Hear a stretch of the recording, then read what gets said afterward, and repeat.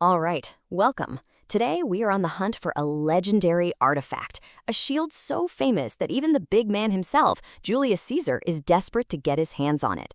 But to find it, oh man, we're gonna have to go through health spas, get into some brawls at taverns, and probably eat a whole lot of wild boar. So let's get into it and unravel the mystery of Asterix and the Chieftain shield.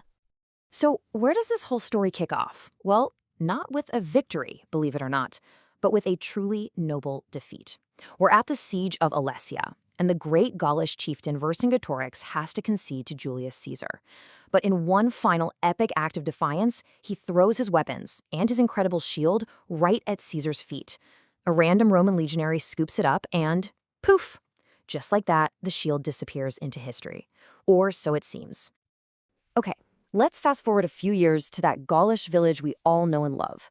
But something's wrong. Chief Vitalstatistix, our proud leader, is down with a serious illness. Was it a battle wound from fighting the Romans? Nope. It's a classic case of his liver giving up on him after maybe one too many victory feasts. So, what's the druid's prescription? A trip to a health spa. And let me tell you, it is pure misery.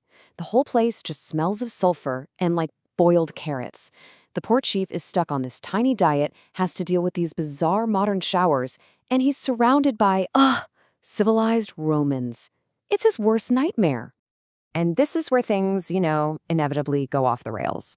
You have the Romans trying to have a nice, quiet health retreat, and then you have the Gauls who bring chaos wherever they go. The absolute last straw, Obelix decides he wants to take a dive and just cannonballs into the pool, sending this massive tidal wave washing over everybody. You can just hear Vitalstatistix roaring in frustration. Yeah, their spa day is officially over. So while our guys are literally making waves, there's a whole other plot brewing on the Roman side of things, and it's a quest for that exact same lost artifact.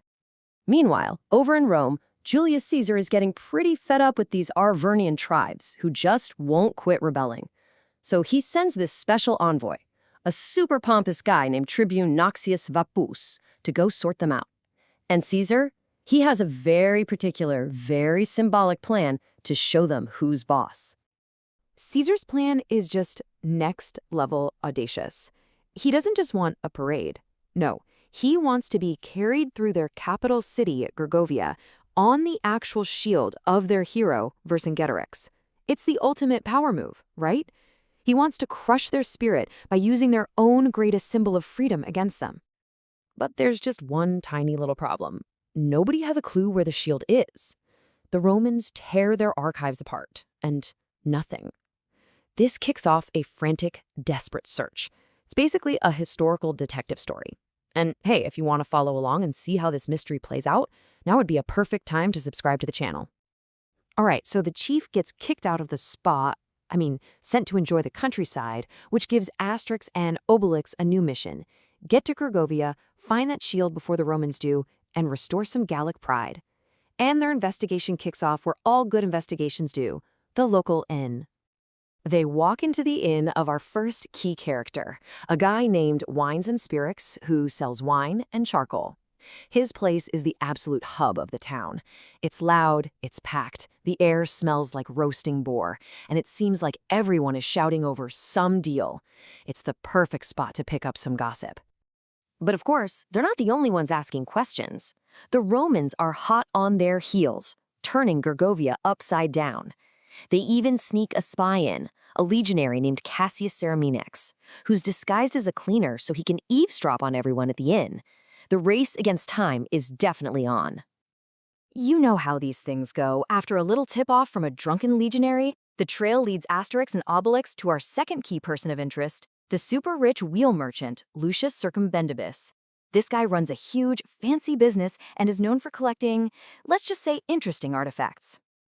Okay, so let's try to follow the path of this shield, because it's a wild one. It goes from Vercingetorix to a legionary who loses it gambling to a centurion. That centurion trades it to Wines and Spirits for wine, who then sells it to Lucius Circumbendibus. And what does he say? He lost it gambling. Again. The trail is getting hotter for sure. If you're enjoying this historical chase, go ahead and hit that like button to let us know. All right, things are really starting to speed up now. Both sides are closing in on the prize, and every single moment is starting to count.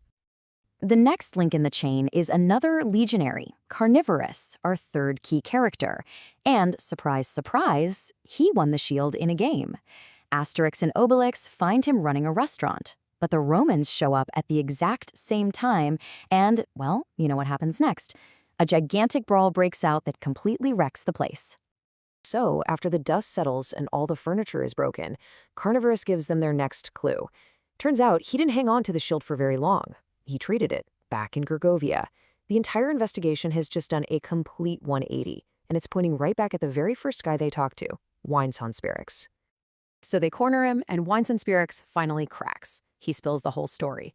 Years and years ago, right after the Battle of Alesia, this lone, really sad-looking Gaulish warrior walked into his inn, and Vercingetorix traded him the shield for a big old jug of wine. So this is it, the final piece of the puzzle. The shield wasn't sold to a Roman or some fancy collector. It went to another Gaul, a warrior who was there at Alesia.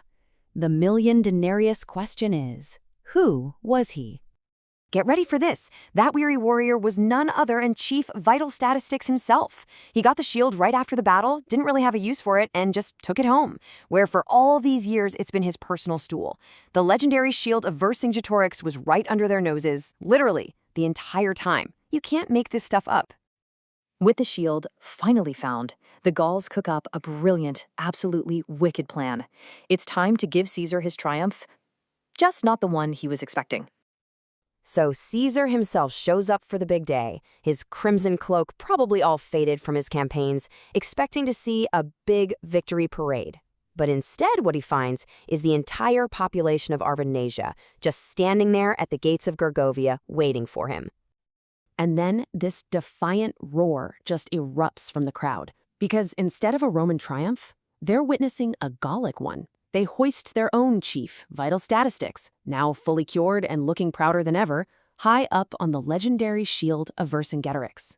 It is a spectacular, unbelievable humiliation for Caesar, who can only stand there and watch his grand plan completely backfire.